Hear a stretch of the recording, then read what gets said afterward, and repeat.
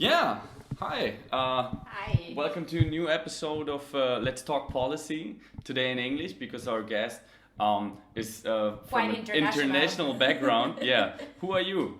I'm Maria Jose Gordillo. I come from Bolivia. Mm-hmm. I'm currently finishing my studies in Germany, but I did everything in English. And I studied a degree in gender and diversity. Mm-hmm.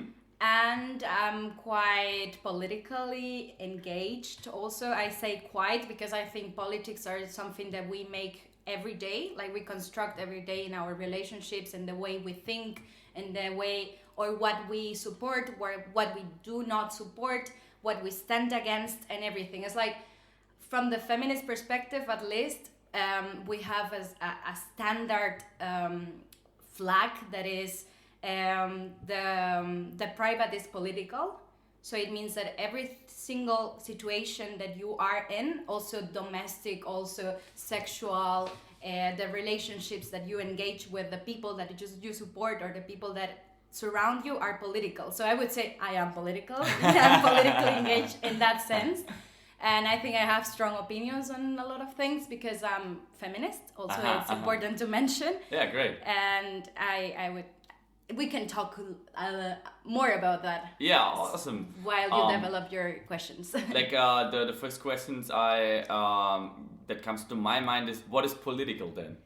Everything is political in the end, because as I said, the private is political. It became a standard flag for the feminist movement when the second wave of feminism started. That was around the 70s and 60s, 70s, when the feminists realized that after gaining civil rights, because women weren't allowed to vote and weren't allowed to have the same rights as men, but after gaining all those rights, they realized that they didn't have the same position as men, like even getting the same rights. So they were like, something is not working here. We should analyze the situation in depth, and that's why they realized that the actions that men were doing, even in the private sphere, that means how the home, the private realm, were definitely against the liberties of women and were oppressing them. So that means that they realize the private is political because our sexual selves are political. Yeah. Because women, in many cases, still do not have access to abortion. Yeah. They didn't have access to contraception, to information about sexuality. They were sexually abused at home by their lovers or by their husbands. Yeah. Yeah. And they were also getting paid a little bit less when they got out to work, and they were also being harassed. They didn't have the same status, so they started developing this idea that women have to think more in depth, and they created the theory of patriarchy. That's when it started. Patriarchy gets connected to the idea that the oppression against women is universal. It's everywhere, in every sphere. That means that is at home, is in the way that we divide the chores, for example, the way that women take care of the reproductive sphere. That means that they take care of the domestic, usually, no? Yeah, I'm talking about domestic work is not paid. Exactly, domestic work is not paid, is not well remunerated. In the pension, it doesn't sort of count. So exactly. So absolutely not an equality thing happening there. If you spend your whole life working at the domestic sphere, you're not gonna get paid, and you're not gonna get any benefits when you retire. So those things are political in the end, and are things that we have to go out to the streets or go out to the congresses and go out and make and be loud about them, because those things are political. That means that every single sphere of our lives are political, because the political decisions that happen in a formal way affect us in a private way. Yeah, so I also understand it to that way that they can only be solved politically. Yeah. They can only be solved when we go out to the streets, protest, and we go out and lobby, when we go out and start having these conversations with the people that surround us, because then they realize, because I was suppressing that part of my life my whole life basically. I saw my mother working, and for me that was she's equal. She's equal, but she was also taking care of the two children. She was also cooking. She was also doing the housework while she was in a 8 hours work, paid labor. It's also that for example, like a lot of commercial or what we see in TV just perpetuate the role models that are there, which are sexistic in a certain way, that they're sexual degrading and everything. We met actually at a event about Bolivia, because I was engaged in the solidarity movement for the Morales thing, and we were against the coup that happened there. And so we made an event, and you were there, and afterwards we started talking. I'm very interested also about the role of women, or also the state of struggle for women's rights in Latin America. And you come from Bolivia, so let's talk about Bolivia. Perfect. How do you feel it's going there? What have you reached so far? What are the goals? Which role did play the MAS in it? Can you give us a short input on that? Yeah, sure. First, probably we should establish the thing that MAS is MAS, is the movement towards socialism. Yeah.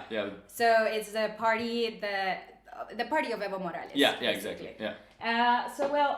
I studied the history of the party, and together with the history of Bolivia, along the constitution, the new constitution, and how was it established, and what were the changes during because Evo Morales came to the party, or came to power, after a period of very long neoliberal governments that basically destroyed the economy of Bolivia, basically established binaries between the people that are people and the people that are not. Like, basically the indigenous people were not considered as full citizens, and they were always oppressed. Like, of course, the MIR party and many before did work in the way that they portray the indigenous and the way that they are included, but basically they didn't have a perspective of decolonial politics. They didn't have a perspective on race, on ethnicity. They didn't have this critical thinking that was the theory behind it is necessary when you have a country that is so diverse as Bolivia. Yeah. So why do you say that a decolonial perspective is necessary? What do you mean by that? Decolonial theory is a theory that was established by, I would say that one of the persons that is the most important thinkers, contemporary thinkers about it, is Aníbal Quijano. He's a Peruvian philosopher and sociologist. And basically what we mean with decolonial is to analyze what are the legacies of the colonization process. Because that happened 500 years ago, we know, but we cannot get over it. We cannot stop talking about colonization, because it has shaped the way how we perceived our identity as Latin people, or as indigenous people, as racialized people, because there is the republics after the liberation were established in a way that the high class, that the people that were European descendant were the ones who had the power. Yeah. So they constituted the republics as something that was just perpetuating their power. Yeah. So basically the indigenous peoples were at the bottom. Always very exploited. Always, and the people always questioned that if they were really full citizens. Like they couldn't vote, they couldn't participate in politics, they couldn't, and they were seen as the not civilized people. Crazy. And we should we have to bring our super great religion to them. We have to bring the progress to them. We have to make them like us. So basically politics in Bolivia worked in that way until Evo Morales' party came to power. So what are the things that Evo Morales did reach, and what do you see critical about him? Well, I'm very critical in a sense that they, even if they use a perspective of decolonization, they grasp it. They use the words, but they don't really like reflect it a lot on it.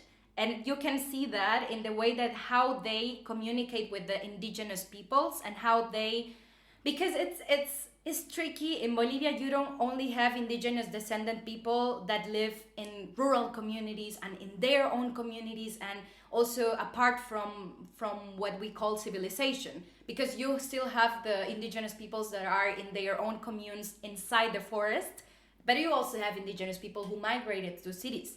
So basically, Evo Morales' most important component of voters are the ones who migrated to cities or who live nearby cities and who are kind of co-opting the ways how we perceive modernity as the westernized way of thinking. But then you have the other indigenous people who are inside their own the forest or the rainforest, and they see life very differently. And the way how Evo Morales perceives progress was very westernized, because even if he was addressing the way that, okay, yeah, this is a very racialized country, these people have been oppressed, we have to do a revolution. Yeah, of course you have to, because they were oppressed. The history is on their side. Like you can see the Guerra del Gas, the war on water. You can see the Guerra del Agua, the war on water, and La Guerra del Gas, the war on gas. Mm. And you can understand how they were oppressed. What is it? War of gas, war of water? The first revolution that was very important for the Mass Party to install or to establish themselves was the war on water. Okay. La Guerra del Agua. Okay. Because the neoliberal party in the 2000s. Oh, they privatized it. They privatized the water, and there was a huge revolution in Cochabamba, and basically they privatized the most important asset or the most important item for life, life reproduction. Yeah. So if you have a very poor population in rural areas and you are charging them for water, what are you doing? Yeah. So that was one of the most important things for Evo Morales' party to form, to establish solidarities, because it wasn't meant to be just a party, it was meant to be a social movement. A movement, yeah. Exactly. So which has benefits and obviously deficits. Exactly. So you did I understand you correctly that you said that Evo Morales had a westernized approach. Exactly. Did he fail in empowering people and letting them take care themselves of their business? Exactly. Is it that way? Or yes, okay. Yes. Because when they established the new constitution, it is so amazing. Like the new constitution is something that has to be copied or that has to be observed from other countries. Okay, it's great. Like South America is amazing. The in thing terms is of that equality in terms of equality, in terms of women empowerment, in terms of indigenous sovereignty. Because, and that's the thing, that they failed to their own constitution because they weren't consulting indigenous communities in a right way. Because now, suppose I will explain the tipness controversy. Please. Tipness is a natural protected area in Bolivia, and is basic for the sustenance of the Amazonas or the Amazon Amazon region. Like, it's not in the Amazon, it's more in the, but everything is connected, you know, like, and there are also a lot of indigenous communes living there that are not connected to the rest of the world, so to say. And basically what happened there is that Evo Morales was trying to convince them to build a highway that will intervene in everything there. Like, will separate the way that the communes are setting and also are set, and also the way that the environment works. Because if you're gonna construct a highway, you are of course going to disrupt the natural resources, the natural ecology and everything. So basically, he tried to convince them, but they still rejected the idea. Okay. And they didn't consult them in the end, and as the constitutional way was supposed to be. And that's why they did a revolution. It's called La Chaparina. It actually ended up in a very bloody episode. It's very unfortunate that they, with a discourse of indigenous rights, were violating or exerting violence against the indigenous peoples because they wanted their sovereignty. They are, because now Bolivia is separated in indigenous territories, and you have the autonomy over your indigenous territory, and they were ignoring that because they were saying, no, but guys, progress is gonna come for you. Because progress is money. Because money is what is going to save us from poverty. And actually, that's the way how decolonial studies criticize this binary setting of modernity and the rational decisions. It's a European-centric sense of modernity. I mean, I see the point that Bolivia also was fighting for economic independence, because we see that all of the time when those left-wing governments come in. The state before is very controlled by the US or by other countries, and then they have to try to find ways to nationalize stuff and whatever and maintain an economic prosperity, because otherwise maybe you can compare it a little bit to Allende or Venezuela. When there's an economic crisis, the support of the left-wing ideas is not that strong anymore. So it is a relevant factor, which I'm not saying that it's necessary to build a highway in that way. I don't know about that highway. It's great that you talk about this. I'm just saying that the goals are crushing, protecting indigenous life and maintaining economic independence. But it's always important to obviously find a solution which works for everybody, which is also talked about by everybody. Exactly. It's about discussing. Exactly. That's why, for instance, the communitarian feminists are doing, because they advocate for the mass government. They are indigenous and they are feminists, so that's why they think that they have to decolonize and depatriarchalize. It's a very Bolivian thing, I think, that they came up with this term, depatriarchalize. So take away the patriarchy of the thing. And they always advocate for that. We have to decolonize and depatriarchalize the party. We have to decolonize and depatriarchalize the state. And it doesn't mean that they were against Evo Morales in all the sense. But they were critical towards him. And that's a lot of... that's a thing that started evolving in Bolivia the last years, because also the Evo Morales government was kind of sexist, very sexist sometimes. The same Evo Morales was very sexist. He came out to the press and was telling things about, when I retire from presidency, I will go to my land with a 15-year-old girl. As things like that, and terrible things like there are compilates in YouTube with the sexist stuff that Evo Morales said. So it's not a thing that nobody knows. Okay.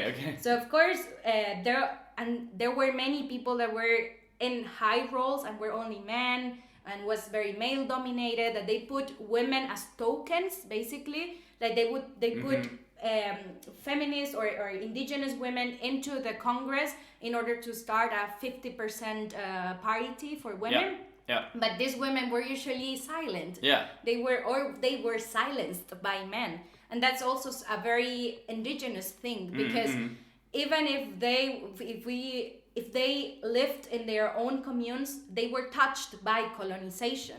So the patriarchy that came from the indigenous ancestral communes was engaged with the patriarchy that was imposed by the Western colonizers. So basically it is a patriarchy's junction, and that's the way how Julieta Paredes frames it. Julieta Paredes is also a communitarian feminist, and she was one of the first feminists to say that there was a coup, that wasn't liberation of the civil society. There wasn't a revolution, that was a coup. And the feminist people were like, what? But Julieta Paredes is telling us this, but she's against Evo Morales. And then we started understanding that you cannot be in this binary setting. That you cannot be with the neoliberal people and the right-wing people only because you criticize Evo Morales. Because I was also in that moment when we met I was in that moment of questioning everything and asking myself, I don't like Evo Morales because of his extractivist politics, but I don't like these people either. It's like what they are doing is terrible. Like they are entering the government house with a Bible. And the people that were involved, the people from the they were burning the Vipala. They were burning the Vipala. They were coming with the Vipala is the indigenous flag. Literally, Vipala is indigenous flag from the Andean places. And basically, then I started questioning, and with that, the women's movement and the feminist movements in Bolivia started to have no party. Like they weren't mass, but they weren't the new government. So in those instances, we created well, it's not we, I was in Germany at that moment, unfortunately, but they created something that was called El Parlamento de las Mujeres, so the Women's Parliament, that started in La Paz, but then it reproduced to every other city that is big, and basically was that auto-convocation of women that wanted to understand what was going on without getting in these binaries, because there was very bloody conflict also. Many people got killed in Sencata, in Sacaba. Some people got killed in Santa Cruz, in the region that I come from the mass people, but those are like 3 persons that really died. In Sacaba and Sencata died more than 30 people. And those are the things that are getting uncovered. And then you started realize like, what's going on here is very weird. We have been lied to.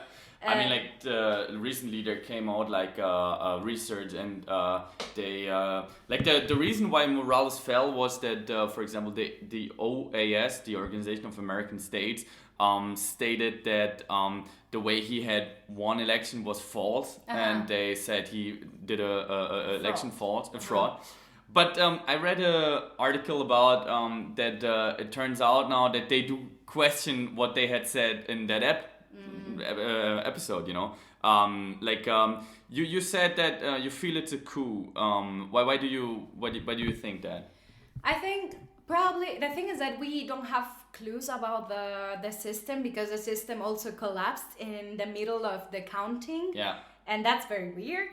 And that's what the OAS observed, because it stopped like 24 hours and then it came again, and then the tendency grew up for the mass people, but actually it's a tendency that always worked in that way in Bolivia.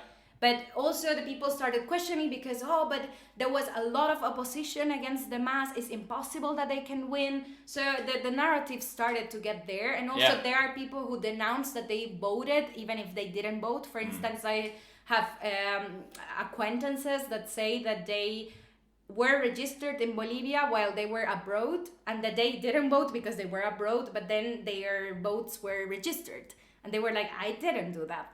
And that's very weird, you know? Like, they gave us the possibility to question the legitimacy of the elections. So you see a mistake of Morales there also? Yes, I think that they were also very, we said, borrachos de poder, like drunk in power. And they wanted to keep on power. They wanted to cling on it, to clinch on it, to remain on it. Because I think that there are also a lot of controversies inside their party, and I cannot say that they are the poor guys, that the socialist, super well-hearted people. Of course, like, that's the thing, that this world corrupts everyone in the end, and power and money corrupt people, and that's an issue. But that doesn't mean that I will support the right-wing people that demonstrated in the whole history of Bolivia that they are like that also. So I would say that it was a coup because it was organized. Like, for instance, a feminist role model for me, she is called Maria Galindo, and everyone, I think in the feminist Latin American studies, everyone knows her, and in Bolivia for sure also. She's very controversial.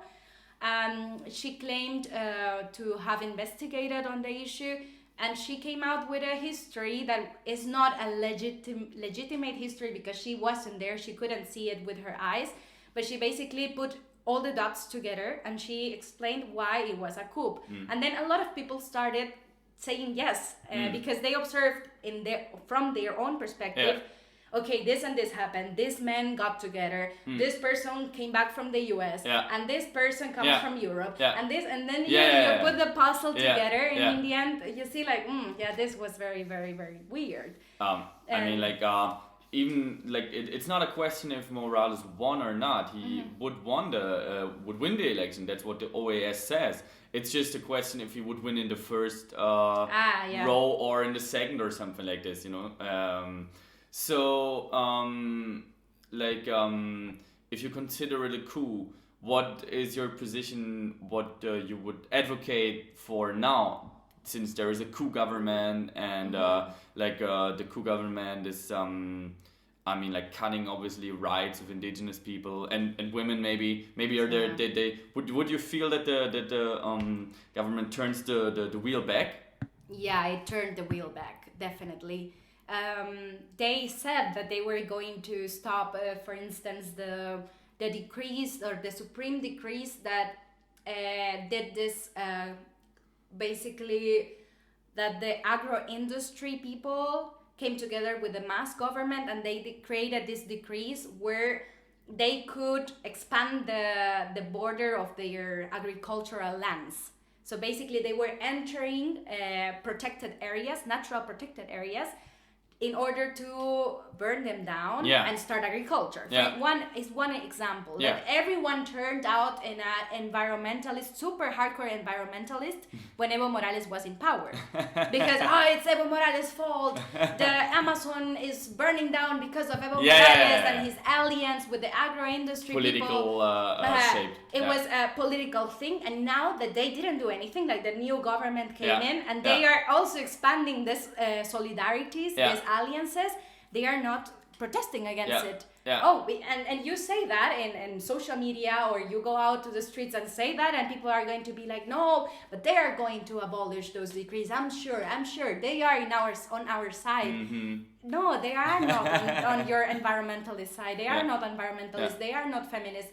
They are the president some days ago said in public in her speech about coronavirus that we should all go and pray. And also something that is very controversial, that we should fast.